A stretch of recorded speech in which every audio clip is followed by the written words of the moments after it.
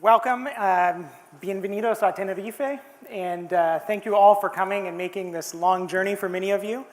I'm very happy to have everybody here for the fourth installment of the Go Ahead Exchange. We do not do these events every year. We do it infrequently, and part of that's by design. Despite what many people may think, actually, the location of this island, the beautiful resort we're on, it's not the main attraction of the Go Ahead Exchange. It's actually the content. When we conceived this event in 2010, it was with the idea that if we really wanted to move this industry forward and make a meaningful dent in public health, that we had to do things a little differently as an industry, as academics, as stewards of public health. The idea was simply that what we had grown on the back of was this wave, this multi-decade wave of science that could only support the market for so long. Eventually, the market was going to slow down. Eventually, you would start to see people with the body of evidence that we have try to cherry pick evidence to dissuade people from that these are important products.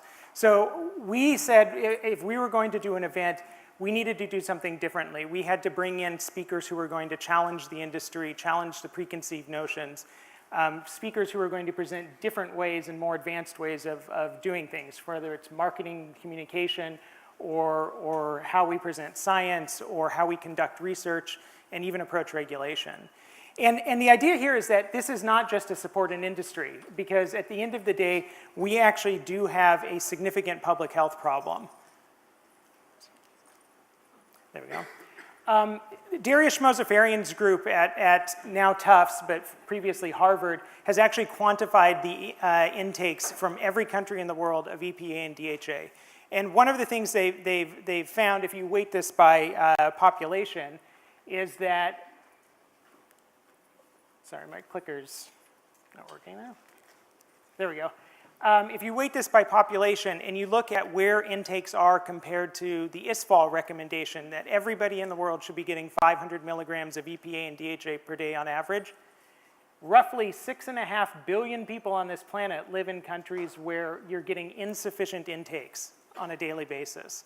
So this is a massive public health problem, or at least a massive nutrition problem. And actually, if you look at the data, you see that it actually does also have a public health consequence.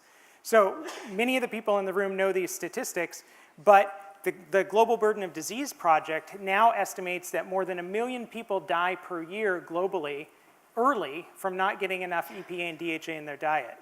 And actually, 150,000 people die every day from all causes in the world.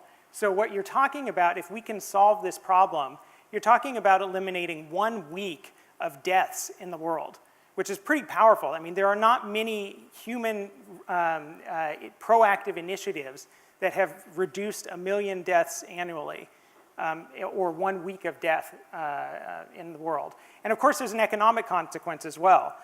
You can see that the economic consequence of these 1 million deaths actually translates into 25 million years of lost productivity for countries all over the world. So this is a problem that we have to solve. And we as the industry, we as scientists, we are the people who can solve this. And we have to make a very proactive and strong effort to do so. So when we started this event in 2011, the very first speaker at the Go Ahead Exchange was the 17th Surgeon General of the United States, Dr. Richard Carmona. And he left us with a challenge to the industry. And I thought it was actually worthwhile to replay what his challenge to the industry was. So if you could start the video. Consumers are confused. They thirst for good information, not only for omega-3s and nutrition, but just sit up at night and look at the infomercials of all of the junk that's on TV that people spend billions of dollars on in hopes of improving their health, their physical potential, and a lot of it has nothing to do with science. It's just clever marketing. We have to be better than that. We have to rise above that. So I challenge you to use the best evidence base in a health literate manner. Embrace health literacy in all you do. Just because you know it doesn't mean the public knows it. Think about how to translate that complex science so that the end user really understands it. Don't overstate your case, stay within the science. As Surgeon General, my biggest challenge was translation of science and then accelerating it through the pipeline to get to the end user as quickly as possible. Translation is extraordinarily important. Engage consumers with evidence-based science in a health-literate manner via multiple portals of social media. Meet each demographic where they are, but explain it to them at their level so they understand what you're trying to say, whether you're trying to sell a product or just educate them for the basis of science. It all comes together under health literacy. Clearly label your products. The average consumer today is lost. I have trouble in the supermarket figuring out what the damn labels say on food. So I know the average person is struggling. Why don't you take the lead? Label stuff once you know the science appropriately. Set the stage for everybody else. Establish consumption guidelines. Nobody knows for sure how much of any of this stuff we should use and what ratios they should be. Let's get that out there to the people as we know it. Pursue safety and efficacy studies. Police your industry vigorously or government will step in, ostensibly to protect the American public. You have an opportunity now to step out in front of this and show the government that you can police yourselves. And always go forward with your messages based on the best science, not anecdotes, not hype. Develop regulatory policy to prevent adulteration and ensure purity and uniformity, and at the same time reassuring and educating the public on these very important issues so that they will buy your product, that they understand why they should buy your product, and that it will help them in their pursuit of optimal health and wellness. Today, you have an immense responsibility before you. So, just to summarize all of that in maybe 7 points, because his message was covering a lot of different topics. What he said is, I think, still relevant and prescient today. First, that we need to use the best evidence to translate science into health literacy. And what he's basically saying is science is complex. It's not easy for the average consumer to understand. And we have to find ways to translate it into consumer speak, consumer language. But at the same time, we have to do it in a way that's not misleading. Communicate using all portals, meaning younger consumers today focus on social media and the internet. That's their primary source of information and news. It's not television or traditional PR channels. So we have to leverage all of those portals in order to change consumer behavior. Make our labels clearer. When I had conversations with him, one of the things that he as a doctor gets asked about all the time is in fish oil, if I take a 1,000 milligram fish oil, am I getting 1,000 milligrams of omega-3? That's just one example of ways that he said we can improve our industry. Establish consumption guidelines. And again, that's something that we've been working on for a number of years, trying to get recommended intakes established all over the world. And actually, since he spoke at the Go Ahead Exchange, there are now 2 billion consumers in the world who live in countries that have recommended intakes that didn't have them at that time. So we are making progress, but there's still a long ways to go. We need to police our industry vigorously. We all know we've been beaten up over this oxidation topic recently. And part of that is policing, and part of it is explaining to consumers what oxidation really means. Pursuing safety and efficacy studies. Investing in science, which is something that we need to continue to do more of. And lastly, developing regulatory guidelines on purity and quality. And for many of you in the Go Ahead membership, you know that we've actually continued to try to advance this topic. And we've just issued a new update to the Go Ahead voluntary monograph and issued new technical guidance documents specifically to help the industry on in these areas.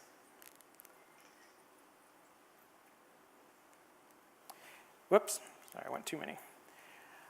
So the world we live in is a little bit strange today, and it's changed a little bit. I love this comic because it's really, how it talks about how difficult science is to communicate. Science is complex, and scientific evidence points you to the right direction, but not many people go there because it's too complex. They prefer a simpler understanding, but it's often the wrong understanding. So what we have to do is we have to find a way to take this complex message and this huge body of science that we have and turn it into something that consumers can understand to move our industry forward. And I just want to highlight that we do have a very large body of science. And many of you may not know this, but I'm sure that most of you in your organization somewhere track the number of papers on EPA and DHA that are published every day. On December 28th, we actually passed a new milestone. On December 28th, the 30,000th peer-reviewed scientific paper on omega-3s was published, which is amazing that we've come this far since the late 1960s and early 1970s. And of course, if you take all of the randomized controlled trials in humans out of that body of evidence, omega-3s are still the most studied nutrients in human history. There's more science on omega-3s than any vitamin, than any mineral, and even many pharmaceuticals. So we do have a tremendous body of evidence. We're not making this stuff up that these things are good for you. We have, the challenge is that we have to convince everybody else of that. And I think that as an industry, we haven't done the best job doing that.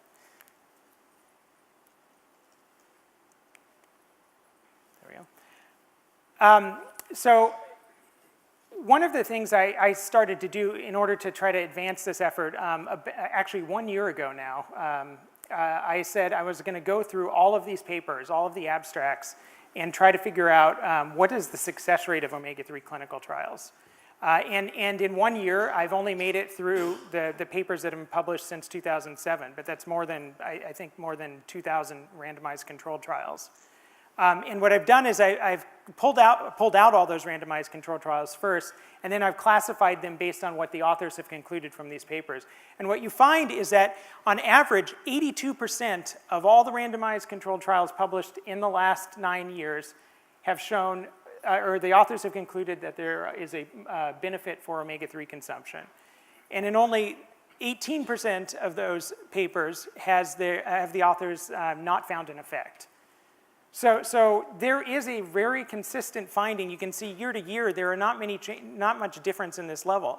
Year to year we consistently find that there are benefits to omega-3 consumption. We have this massive body of evidence. So why are we being questioned all the time? And I think the answer is that we have to do things differently. And again, that plays into why we have produced this conference. The world we live in is really strange. The media has changed, and that's what we have to adapt to. If you look at evidence-based medicine, which covers every type of evidence, scientific evidence, you want to look at, you don't want to put excess weight on animal studies or look at animal studies alone. You don't want to look at randomized controlled trials alone. You want to look at the whole body of evidence. But the world we live in today with this hyper-focused media is one in which a small paper from the lowest tier of evidence, or one of the lowest tiers of evidence, can get a disproportionate share of attention in the media. So this is a paper from Andrew Gray and Mark Boland that was published in JAMA Internal Medicine, a very respected journal. But this is a research letter. It's basically an editorial, an opinion piece. And what they portrayed it as is they did this systematic review of evidence, but that's not what they did. Instead, what they did is they looked at 7 journals out of the thousands of journals that exist in a 7-year period and cherry-picked the studies out of those. And what they found is those 7 journals in the 7-year period had only published 18 studies on omega-3s. Out of those 18 studies, they looked at them, and what did they find? Well, they said, well, based on these 18 studies, there's accumulating evidence of omega-3s and effectiveness. There's a high level of evidence that the omega-3 supplements lack efficacy. Well, there are 29,982 other papers that you haven't looked at. Have you considered those? If you're looking at the whole base of evidence, like you do in evidence-based medicine, you might conclude something differently. But the problem is that a paper like this, even though they may reach these conclusions that are misrepresented or inaccurate, they have media cachet because of the level of journal they're published in, because of the level of the authors that are writing these things. This paper was published, and 6 months later, the New York Times wrote about it. And then a few months after that, the Washington Post wrote about it. A few months after that, the same reporter at the New York Times wrote a second story about this paper, and then passed it on to the Canadian Broadcasting Company, who then passed it on to the public broadcasting system in the US, who then passed it on again to the same reporter with the New York Times, and they published a third story about it. This paper is now 2 years old, and it's been written, and it continues to show up in the media today. So what's going on here? How are we going to deal with these issues? What we know is it's degrading trust, and that's a big part of what you're going to hear at this conference, is that we need to improve trust with consumers. And that's why we have put together an agenda like this, because we really feel like this is a core issue that we need to address as an industry if we're going to move forward. So again, I think that these 7 lessons are still very valid today, and I hope that every one of you will take these 7 lessons back to your businesses and say, what can we do on some of these issues? And hopefully we can all collaborate and work together to solve some of these. So the Go Ahead Exchange itself, this event, is about practical learning. And what I mean by that is not just learning, because you can go to a conference and you can see lots of different talks and there's all kinds of different interesting tidbits you might take away. But what we try to do is we've tried to put together an agenda that has practical applications. You can take lessons away from this conference and go back and use them in your businesses. So let me give you some examples of ways that we've seen companies do this. One way is you can capitalize on new technology and create new business models. At the very first Go Ahead Exchange, just as one example, we had a speaker come in who had developed this technology around authenticity. And it was a Norwegian government-funded technology. And today we have Omega Veritas, who did a workshop this morning, who's created a business model around that technology. So that's one way you might be able to use the exchange. You can utilize the innovation tools or marketing tools in your own businesses. In Boston, we had a cartoonist come in and talk about how you can use cartooning and drawing in your internal processes to spur creativity and improve brainstorming. And we've talked to 3 or 4 companies that have actually taken those tools and now institute cartooning in some of their planning sessions. Which sounds kind of off the wall, but it's actually a very effective way to get the creative juices flowing. You can collaborate in industry working groups. You're going to hear a lot about regulatory or scientific challenges, and GoEd facilitates a lot of these, the work in these areas with working groups. So if any of these issues that you hear about are ones that you say we need to really do something about, then we hope you will reach out to us and join one of our working groups. You can incorporate these learnings in your personal lives. I'll give you a personal example of how I've done that. My mother-in-law this year had a brain aneurysm and a traumatic brain injury, and she ended up in a brain rehabilitation hospital. And I showed the doctors Michael Lewis's talk from the last Go Ahead Exchange about how omega-3s were being used to treat traumatic brain injury patients and seeing remarkable recoveries. That started a very long discussion with them.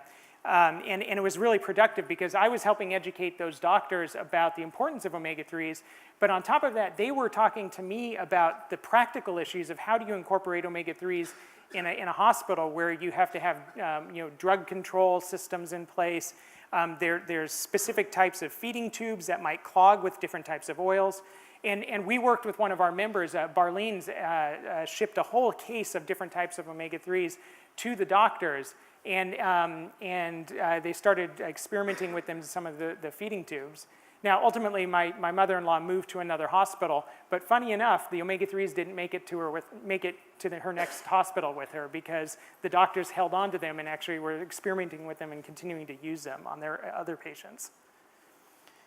Lastly, you can see if it changes your worldview a little bit. And I know this sounds a little hokey, but I'll give you a good example of this. Michael Crawford at the very first Go Ahead Exchange gave a talk about how important DHA is to our brains. And one of the things he said is that there's a lot of evidence that DHA consumption was what helped our brains evolve into these complex structures that they are. So his argument is they make us human. And his fear is that the lack of DHA in our diets today will cause us to devolve, and that this rise in mental illness that we're seeing around the world may be a marker of this process starting. So what I've done is that's always stuck out in my mind because it's a very scary thought. So what I've done is as I go through my daily life, I look for signs that we're getting stupider. And I think I might have actually found something. I might have found a sign that we we have less critical thinking skills. Of course, everybody knows the American diet is awful. Everybody also knows we have an American presidential election going on right now. So I did a Google consumer survey, and I asked people how much seafood they eat, and then secondarily to that, I asked them which presidential candidates are they supporting. This is the result. Donald Trump and Bernie Sanders, approximately 5 to 6% of their supporters are people who eat seafood 2 or more times per week. Jeb Bush and Hillary Clinton, approximately 20 to 25% of their supporters eat seafood more than twice a week. So you have a 5-fold difference here between the angriest candidates in the race and the candidates that are currently probably going to lose. So maybe this is an example of the Crawford theory applied. By the way, I don't want to get into offend anybody's politics, but I just thought that was amusing.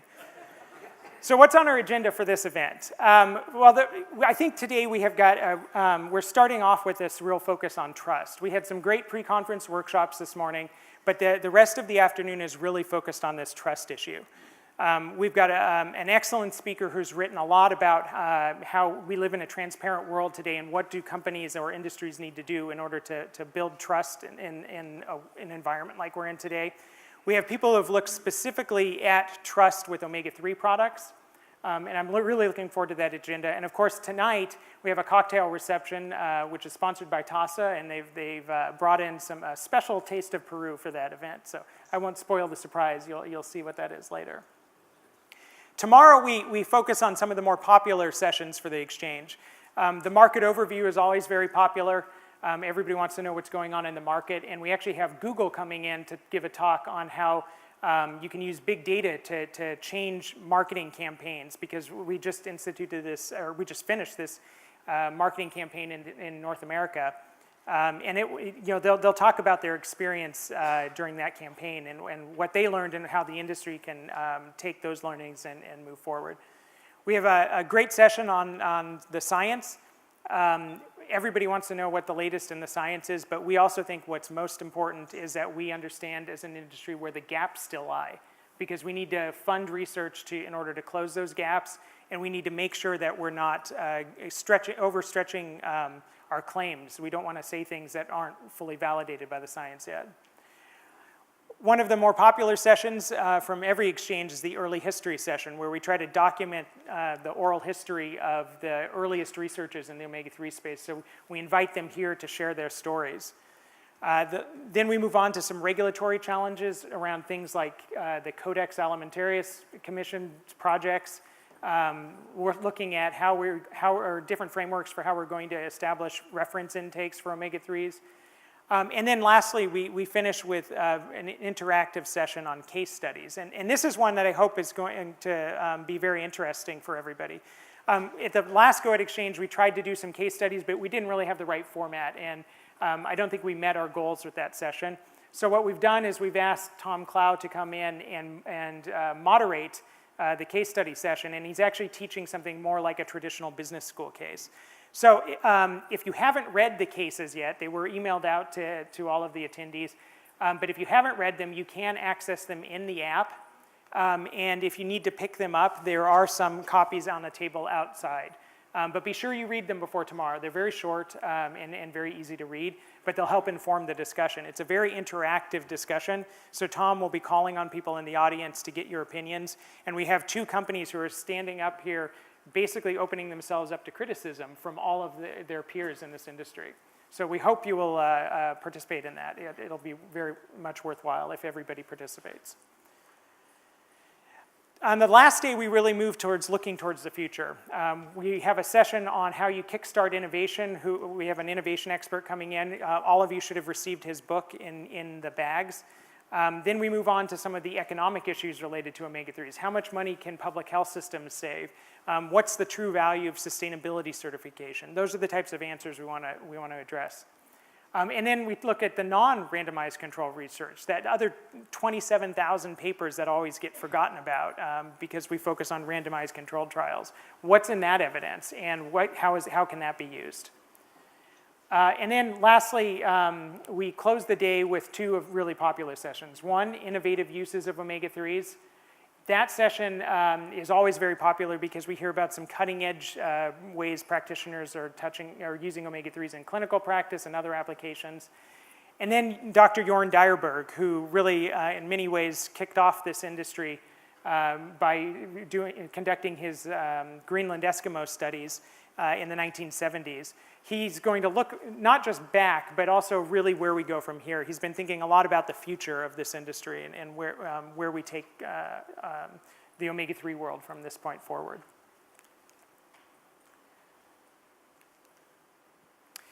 So what about you in this audience? Actually, there are you saw a couple of statistics in the opening video, but there are 24 people in this industry, or in this audience, who have attended all 4 Go-Ed exchanges.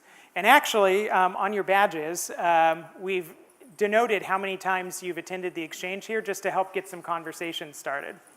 I've heard a lot of people think that that 4X was either their waist size or their omega-3 intakes compared to their general population. But it's not. It's actually the number of times you've been to a Go-Ed exchange. I encourage you all to reach out to the people who have been to all these exchanges or past exchanges to talk about some of the more memorable sessions and what they've gotten out of the event in the past. And of course, at the top, we've denoted speakers and members of the Go-Ed board for those same reasons. We hope you'll reach out to them and ask them about ways that you can get involved in this industry and what the speakers have to share. We really have an excellent faculty of speakers, and I hope you'll interact with them and learn from them. Now, we have people from 28 countries here. Glenn Elliott, Terry Albert, and Lalan Dogan all flew from Melbourne, Australia, which is actually geographically the furthest distance traveled by any of the people, more than almost 18,600 kilometers. We do have some people from New Zealand that I don't want to neglect. New Zealand is over here, but actually, if you just draw it out on a map, New Zealand is closer the other way around the world to Tenerife than Australia, or than Melbourne and Sydney. The closest commuter is actually Juan Carlos Cedron, which I don't know if he's here in the audience, but he gets to live on this island every day, and so we're all very jealous of you. And I should note that actually one of our New Zealand attendees, I learned at lunch, actually used to have a villa on Tenerife. So, you know, this is, I guess, a very special place. He traveled all this way just to come back to a place he spent a lot of time in 30 years ago. So now, a couple of things to know about the app, because that's really, I think, the central way to take advantage of the exchange. So the first is, if you don't know how to download the app or you don't have it, you can actually find the information on the back of your badge, how to get it onto your phone or your iPad. When you log into the app, the activity feed is the home page, and this is a screenshot of what the activity page looks like. And it basically has a bunch of comments that people have posted. You'll find surveys, announcements, all this kind of stuff there. If you want to reach another attendee, if you want to set up a meeting or something, all you have to do is click on their name, and then there's a little link to send a message, and it goes actually to their email. And so they'll receive an email from you, and you can type a message to them. If you want to view the presentations from the various talks, you can follow along with them by clicking these 3 buttons up here and choosing the presentations PDFs option. And then you have to hit the download button, which is in the upper right-hand corner. And it does take a while because the Wi-Fi in here is a little slow, but eventually it will load on the app. And then lastly, you can tweet or post directly from the app. Anything you post to the activity feed, any comments, you can actually just, if you connect it to your Twitter account or your LinkedIn account, you can actually just click one of those buttons and it'll go to those. We're suggesting you use the hashtag #GoEdExchange if you're going to do that. But the reason I mention that is because we've actually tried to make this event a little more exciting, and we have a game. And the winner of the game can actually win the new iPad Air 3, which is supposedly being launched next month. If you get impatient, we'll give you an iPad 2 now. But if you're willing to wait, you will get an iPad 3. In the app, there's a leaderboard, so you can see who's winning at any given moment. But there are 4 ways to earn points in the app. The first is to provide comments. The second is to post pictures in the app. The third is to answer surveys. And actually, we'll have various surveys and polls that are available. After each session, if you click on the session, it'll ask you some questions about how useful you thought the sessions were, what you would do to improve them. And every time you do that, you get points. And the last is you can visit the sponsor tables in the networking lounge, which is back here. When we go to coffee break, you walk through the networking lounge in order to get to the coffee. But if you go to the sponsor tables, they have little tokens on them. And you just get those tokens and you bring them to the registration desk and they drop them off and we'll record the number of tokens you have. and then we'll add those to your point total. So the leaderboard that you see doesn't include those tokens, so at the end of the event, it'll kind of still be a surprise who wins based on the number of points from those tokens.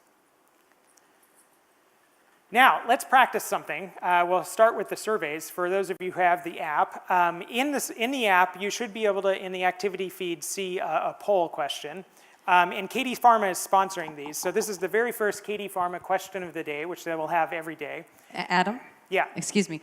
The poll is actually, you need to go to the agenda tab. So if you click on the agenda tab and then you click on welcome, which is Adam's remarks, you should see polls there. So sorry, I didn't give you the right information. Oh, okay. But that's where it is. So agenda, then welcome, then click on polls. Okay, agenda, welcome, polls. So the first question is, what technology was developed and patented by Katie Pharma? Short path distillation, steam distillation, supercritical fluid chromatography, or high efficiency free oil and water treatment? We have one vote. Okay, so you can see live, they're coming in. Let's see, give it a minute.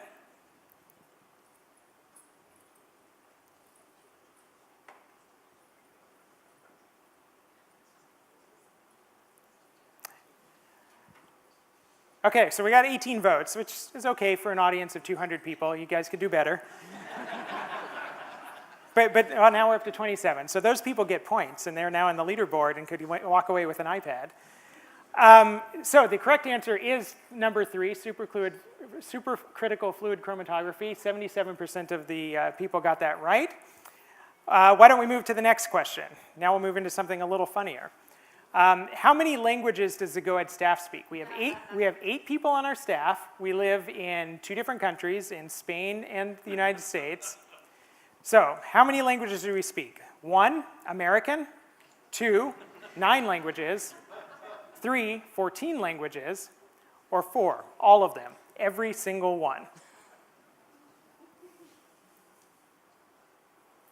Well, I'm very happy that none of you think we speak only American. Okay, the correct answer is actually 9. Don't ask me to name them all because I know we have Spanish, English, Japanese, French, Italian, some others. There's one language that's only spoken on, what is it, Chris? Papiamento, which is only, Chris speaks Papiamento, which is only spoken on one island in the Caribbean, so I don't know how Chris learned that, but yeah, his red hair gives away that that is not the language he natively speaks. Okay, let's move to the next question. The last one is, which of these GoEd staff members has the highest omega-3 index?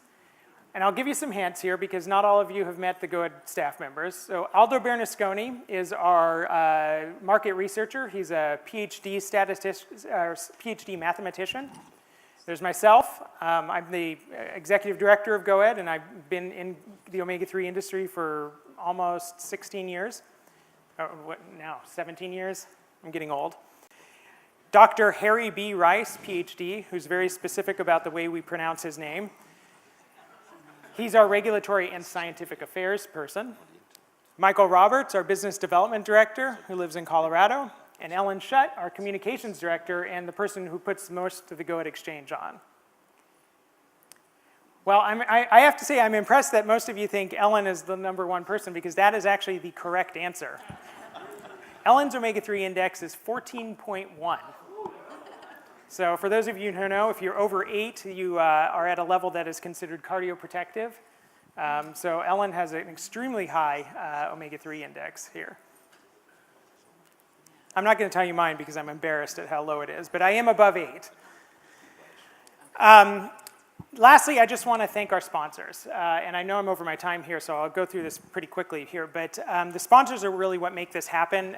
We really couldn't afford to be in places like this without the sponsors' dollars that support this event. BASF, DSM, and Golden Omega are the platinum sponsors. BASF is sponsoring the keynote session that you're about to hear, as well as the Consumer Trust panel. DSM is sponsoring the gala dinner and award ceremony on Wednesday night, which is off-site at a banana plantation. Golden Omega has given everybody Fitbit health trackers in your bags. Our gold sponsors are Aker Biomarine, who included Mophie mobile charging devices, so you can charge your phones or tablets here in the room, and the Wi-Fi in the conference area. Alaska Omega, who is sponsoring the Go to Exchange videos. After this event, you'll be able to watch any of these videos, and you can come back and revisit some of the sessions that you thought were most valuable later. Alaska Omega made that happen. Catalent is sponsoring omega-3 profile videos, and you'll see the first one of those in a minute. We've interviewed a lot of the people in the omega-3 industry who have had really fascinating stories to tell, and I hope you'll watch these. We play them before each of the sessions. There are some incredible stories in here that we've heard, literally stories about life and death situations, stories about people who have made meaningful impacts on the world. And Marine Ingredients is sponsoring the closing keynote address with Dr. Dyerberg. TASA is, as I mentioned before, sponsoring the cocktail reception tonight. FMC, Katie Farman and Qualitas, or Almega, are our silver sponsors. FMC sponsored the lanyards that everyone should have with your badges. Katie Pharma sponsored the app. And Qualitas sponsored the gift bag. So we have all of those things due to these sponsors. And lastly, we have a bronze sponsor, Margildi, who is sponsoring the coffee break that will happen this afternoon. We had 3 pre-conference workshops with Eurofins, Nutrisource, Omega Veritas, and Imperial Oil. I hope you attended those and found those worthwhile. I've received a lot of really good feedback on them so far already. And then lastly, we have some media partners that are here from the various trade publications that are writing about the event, helped us promote the event as well, including Nutritional Outlook, Natural Products Insider, Nutraceuticals World, New Hope, Nutraceutical Business Review, and NutraIngredients. And with that, I think we're ready to really kick off and start the exchange here.